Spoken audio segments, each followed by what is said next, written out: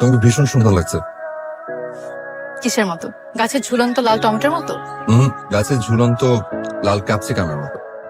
Sir, আজ কিন্তু আমি পড়বো না। কোন খুশিতে পড়বে না? আজকে আমার আম্মু বাসায় নেই, খালার বাসায় গেছে। আজ আমি স্বাধীন, এই খুশিতে আজ আমি পড়বো না। ঠিক আছে, ওকে, তুমি তোমার স্বাধীনতা তাহলে এনজয় করো, আমি তাহলে আজ উঠি। না না স্যার, উঠবেন না। নিতু আপু বলেছে আপনার সাথে গুরুত্বপূর্ণ কথা বলবে, আপনি বসেন। নিতু আপু খুব তাড়াতাড়ি চলে আসবে।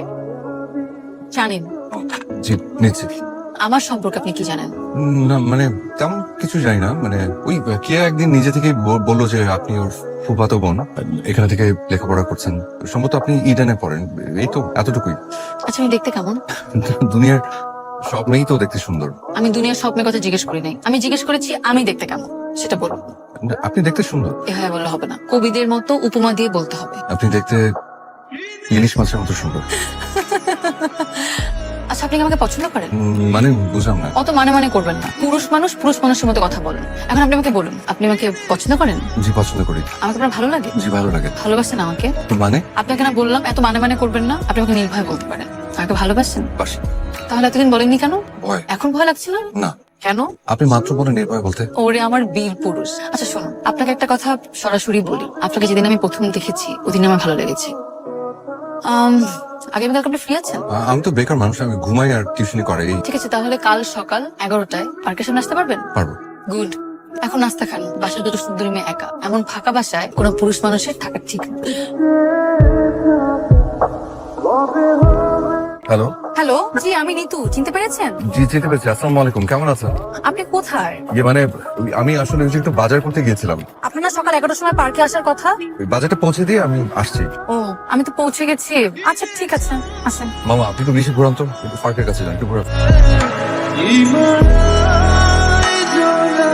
এ কি আপনি বাজার সময় চলে আসছেন? হ্যাঁ সরি, মানে ওই হিটলারের যন্ত্রণায় আমার অবস্থা পুরো খারাপ। এই হিটলারটা কে? আমার বাবা। ছি, যাই হোক, আপনি কি যেন একটা গুরুত্বপূর্ণ কথা বলবেন বলছিলেন, মানে একটু তাড়াতাড়ি বলে ভালো, মানে আমার ব্যাগের মধ্যে মাছ তো আবার পৌঁছে যাবে। এখন আর বলে লাভ নেই। ভেবেছিলাম আজকে সারাদিন আপনার সাথে রিক্সায় ঘুরবো আর কিছু কথা বলবো, কিন্তু এখন আর সেটা সম্ভব হচ্ছে না। আপনার তো মাছ পচে যাবে। আচ্ছা, তাহলে অন্য আরেকদিন ঘুরবো। হুম। ঠিক আছে, আসি মামা, চলেন। হ্যালো। মাছগুলো কি ভালো আছে নাকি পচে গেছে? জানি না, আপনি এখন কোথায়? কেন মিস করছো? জানো, আজকে না আমার মনটা অনেক ভালো। জিজ্ঞেস করো কেন? কেন? কারণ আজ আমার জন্মদিন। বাবা মা মারা যাওয়ার পর গত 10 বছর আমি আমার জন্মদিন পালন করি। আজ আপনার জন্মদিন, কথাটা আগে বলেননি কেন? কেন? বলে কি করতে? একটা রুই মাছ গিফট করতে? নিতু, আপনি এখন কোথায়? কেন বলবো না? নিতু, আমাকে বলো তুমি এখন কোথায়, প্লিজ বলো। এভাবে বলো না, আমি কেঁদে দিব। প্লিজ বলো কোথায়। 12 নম্বর সেক্টরে 22 নম্বর রোডে আছে। তুমি ওখানে থাকো, আমি আসছি।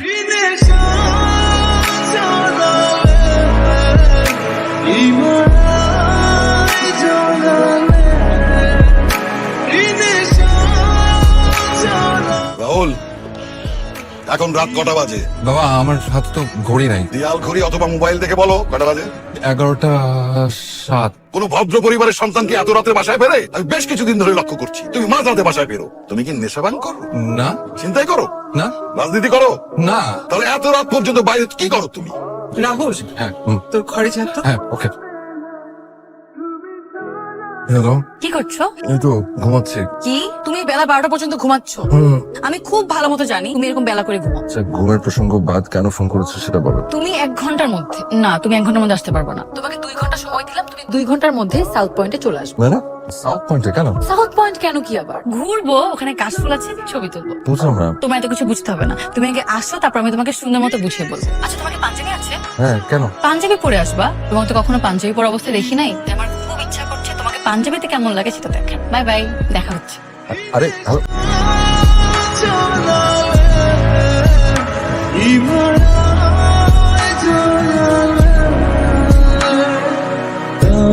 তোর ভীষণ সুন্দর লাগছে। কিসের মতো? গাছের ঝুলন্ত লাল টমেটোর মতো? গাছের ঝুলন্ত লাল ক্যাপসিকামের মতো।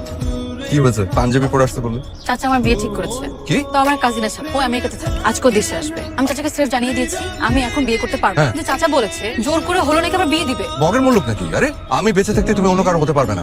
এই জন্য তো আমি বাসা ছেড়ে চলে এসেছি। শোনো, আমরা এখন কাজে অফিসে যাবো, তারপর আমরা বিয়ে করবো।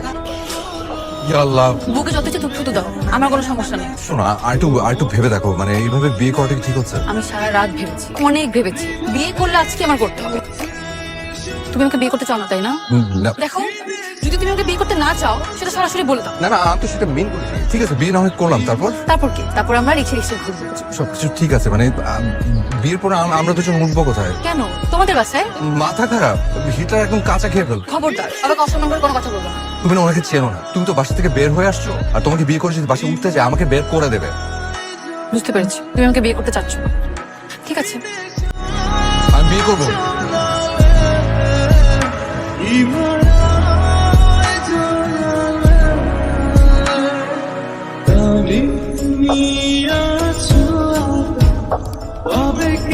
আসসালামু আলাইকুম। ওয়ালাইকুম আসসালাম। তুমি কি মা, এত বাজে ওয়েদারের মধ্যে কার কাছে এসেছো? আঙ্কেল, আপনি কেমন আছেন? ভালো আছি। তোমাকে তো আমি চিনলাম না। আমার নাম নিতু, আমি রাহুলের স্ত্রী। আমরা আজ বিকেলে বিয়ে করেছি। দেখো মা, তুমি বোধহয় ভুল করছো। এখানে রাহুল নামে কেউ থাকে না। না আঙ্কেল, আমি কখন ভুল করছি না। রাহুল তখন আমার সাথেই ছিল, ও আমাকে গেটের কাছে রেখে তোরে পালিয়ে গেল। দেখো মেয়ে, আমি তোমার সাথে তর্ক করতে চাচ্ছি না। আমি যেটা বলেছি সেটাই ঠিক। আসো এখান থেকে। যাও। আঙ্কেল,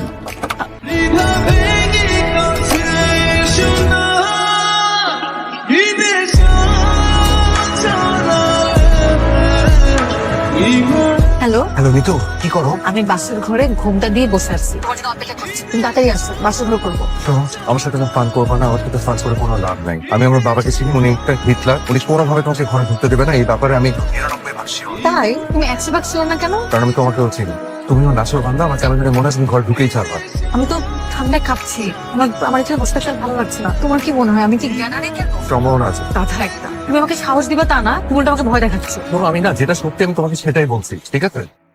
তোমাকে মানা করলাম যে পাগলামি করে আমাকে বিয়ে করতে যেও না, শুনলে না। এবার আমি একটা বুদ্ধি দেই, তুমি একটু মন দিয়ে শোনো, বাসায় চলে যাও, গিয়ে তুমি তোমার কাজিনকে বিয়ে করবে, তারপর তোমার কাজিনকে বিয়ে করে ফেলো। না না না না, তা তো হবে না। আমি তো তোমাকে বিয়ে করেছি, এখন থেকে তুমি আমার স্বামী। কাজকে সকাল বেলা আমি তোমাকে ডিভোর্স দিয়ে দেবো। বিয়ের দিন কেউ ডিভোর্সের কথা বলে? শোনো, আমার না খুব খারাপ লাগছে, আমি কথা বলতে পারছি না। আচ্ছা, তুমি আমার সাথে একটু লাইনে থাকো। হ্যাঁ, আজকে তো আমাদের বাসর রাত, আমরা তো আর একসাথে থাকতে পারবো না। আমি তোমাকে ছুতেও পারবো না, তাই তুমি তোমার কথা দিয়ে আমাকে জড়িয়ে ধরে রাখো।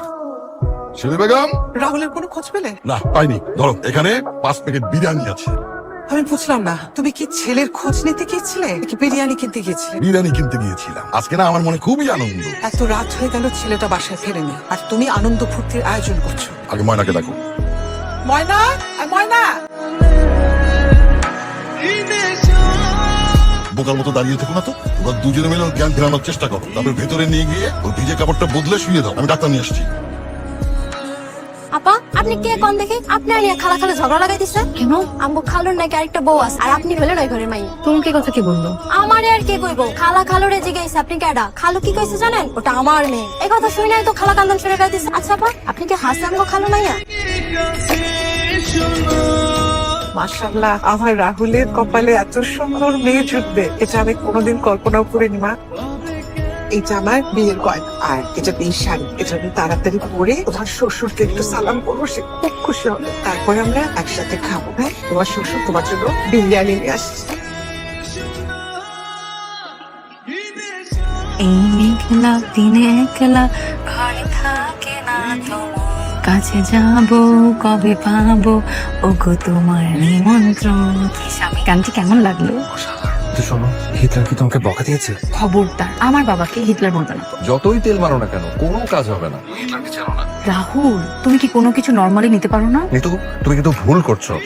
তোমার সাথে ফালতু কথা বন্ধ করো। জানো, মা আমাকে তার বিয়ের শাড়ি আর তার গহনা দিয়েছে, আর বাবা এই বৃষ্টির মধ্যে আমার জন্য বিরিয়ানি নিয়ে আসছে, যেটা আমরা একসাথে বসে খেয়েছি। আর আমি তো এই মুহূর্তে তোমার রুমে বসে বসে কথা বলছি। কি?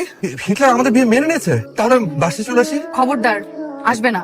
বাবা বলেছে তুমি চাকরি না পাওয়া পর্যন্ত এ বাসায় আসতে পারবে না। এখন থেকে তুমি ধানমন্ডিতে তোমার মামার বাসা থাকবে। মিতু, মিতু, শুধু আজ রাতটা, আজ তোমার বাসর রাত। না না না না না, সেটা তো হবে না। আমি না বাবাকে কথা দিয়ে ফেলেছি, তুমি চাকরি না পাওয়া পর্যন্ত তোমার সাথে আমি দেখা করবো না, কোনো যোগাযোগ করবো না।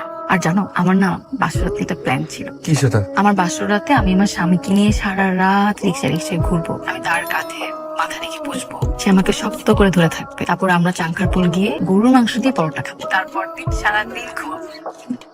বাসর রাতে কি তোমার কাছে ফাজলামি জিনিস? এখানে ফাইজলামের কি দেখলে? ফাজলামি না তো কি? আমার বাসর রাতে আমি ঘরের মধ্যে না থেকে আমি সারা রাত রাস্তা রাস্তায় ঘুরবো, আর সকালবেলা নাক থেকে ঘুমাবো। তুমি কি ফাজলামি পেয়েছো? আমার মাথায় সমস্যা আছে? যত সব আজগুবি চিন্তা ভাবনা। এই, তুই ফোন রাখ। খবরদার, আগামী 7 দিন তুই আমাকে ফোন দিবি না। ফোন দিলে তোর খবর আছে। Mitu, hello hello, Mitu, hello. কিন্তু এটা তুমি রাখো। আমি জানি আমার ছেলের কাছে রিক্সা ভাড়া দেওয়ার মতো টাকা নেই, আর মাংস পরোটা খাওয়া তো পরের কথা। কিন্তু মা, বাবা তোমাকে ওর সাথে যোগাযোগ করতে নিষেধ করেছে। এখন বাবা জানে যদি কষ্ট পান। পারে না, তোমার বাবাই টাকাটা দিয়েছে। ওনাকে দেখতে যত কঠিন মনে হোক না কেন, ভদ্রলোকের মন অনেক নয়। আমার ছেলে কিন্তু অপেক্ষা করছে। একটা গান শোনা যায়? আবার তখন আমার গান শুনে বললাম অসাধারণ। আমি তো জানি আমার গানের গলা একদম কাজ, সুর তাল লয় কিছুই ঠিক নেই। আপনি সহ্য করলে কি হবে? ভালোবেসে যায় তাই।